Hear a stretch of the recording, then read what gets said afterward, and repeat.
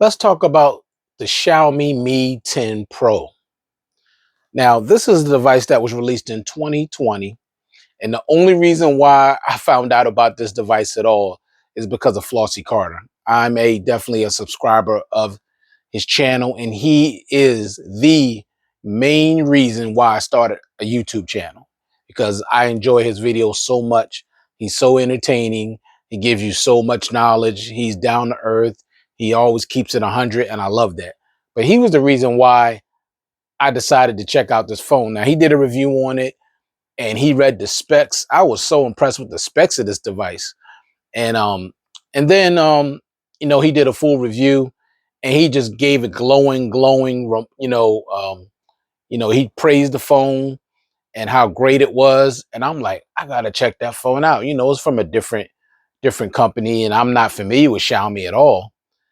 Then when I ended up getting it, I was like, wow, this phone is pretty amazing. Like I fell in love with it, and I understood why he liked it so much. I was like, I got to get my hands on this. And then when I got it, I was very, very happy with the Mi 10 Pro. Now, to me, this is a forgotten flagship because nobody talks about this at all. Yeah, it came out a couple years ago, but this device is still a beast. Now, of course, the Mi 11 Ultra is definitely superior to this, but this phone is still a beast and it holds its own. Okay. Now, with the build quality, Gorilla Glass 5 on the front and back with a frosted back, you got that Alpine white. Now, I think there's a black one, a gray one, and then a white one. But this Alpine white is nice. Now, the only thing about the phone is slippery without a case. That's why I got a clear case on it. But I love the color. But, it has a nice thickness to it, has a nice weight. The button placement is good. Everything on the right hand side. The design, not my favorite, but not a bad design. That's always going to be subjective. Now check out this always on display. See, you can literally see the actual icons of your notifications at the bottom. Now, I wish they were a little bigger, but you could actually see them, unlike your Google phone, which everything is one color. So I don't like that at all. Face unlock is super fast, as you can see. Now I'm behind the camera. I can't do this with a Samsung device. I just can't. I'm using the raise the wake. Oh no, I didn't turn the raise the wake on. But you can see how fast it is. It's super fast to face unlock. Now, with the fingerprint sensor, you see it here. I like the way it looks. It's nice and big. You touch it, comes right on. It's really good. Look at that. You see that big giant animation you get? That big swirl? I love that. See, that's something that Samsung should have on their phone. They just they just disappoint me, seriously. That's an animation right there. You can change the animations. You got haptic feedback. That's what I'm talking about. Now, the dual stereo speakers on here are phenomenal. You got a speaker at the top, one at the bottom, so you get an equal distribution of sound. The speakers on this device are great. I'm telling you right now. Mi 11 Ultra is a little bit better, but trust me when I tell you, these hold their own without a doubt. They're they're way better than my Note 20 Ultra, and I love my Note 20 Ultra, but these are better by far. Just by far. The S21 Ultra, no, couldn't hold a candle to these speakers here.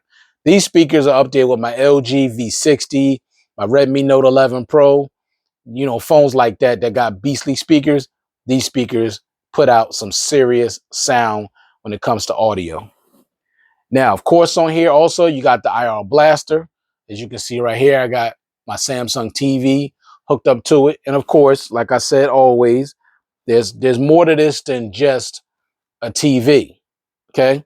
Camera, projector, DVD player, AV receiver, AC fan, smart box. So there's other things that this can do besides use it for your TV.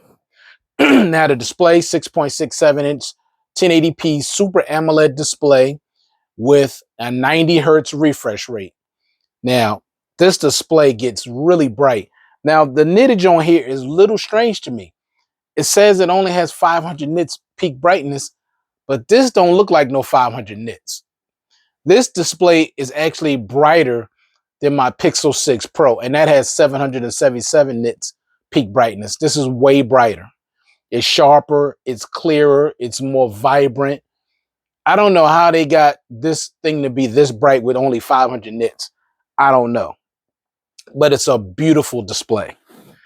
12 gigs of RAM, 512 gigs of internal storage. Now they do have a 256 gig variant, okay, and 8 gigs of RAM variant of this as well. 4,500 milliamp hour battery, 50-watt super fast charging. Excuse me. Can charge this phone completely 40 minutes. 40 minutes from 0 to 100%, 50-watt super fast charging. This is what I'm talking about. Now, when it comes to battery life, I'm still getting a day and a half. And I've had this phone now for over 2 years. I'm getting a day and a half of battery life to moderate to heavy usage. That's 100% brightness. That's my always on display on all the time. And that's getting all my notifications in real time. You're also getting 30-watt wireless charging. You can charge this under an hour with the 30-watt wireless charging. It's super fast. Love it. And 5-watt reverse wireless charging. Now, with the software, you got Snapdragon 865 and you got Android 13, and it's upgradable to MIUI 14. So this phone is also still getting upgraded and software support. And with the cameras, now the cameras, these cameras were definitely ahead of its time. 108 megapixel wide with laser autofocus and optical image stabilization, 12 megapixel telephoto on the back here, dual pixel with 2 times optical zoom and 50 times digital zoom. Okay. Another 8 megapixel telephoto with optical image stabilization, 3.7 times optical zoom and 5 times hybrid zoom. Okay. So you're literally getting 2 telephotos and 1 regular lens. And then you're also getting a 20 megapixel ultra wide lens. Okay. Now with the front, you're getting a 20 megapixel wide front facing camera. And with the rear cameras, you can shoot at 8K at 30 frames per second, not 24. Now, this is something also that I found pretty interesting. When the Mi 11 came out, and of course, you expect everything to be better and to be upgraded.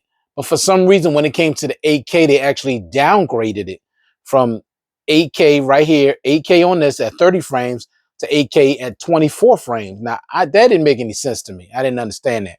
But on here, you're going to get better stabilization if you decide to shoot at 8K.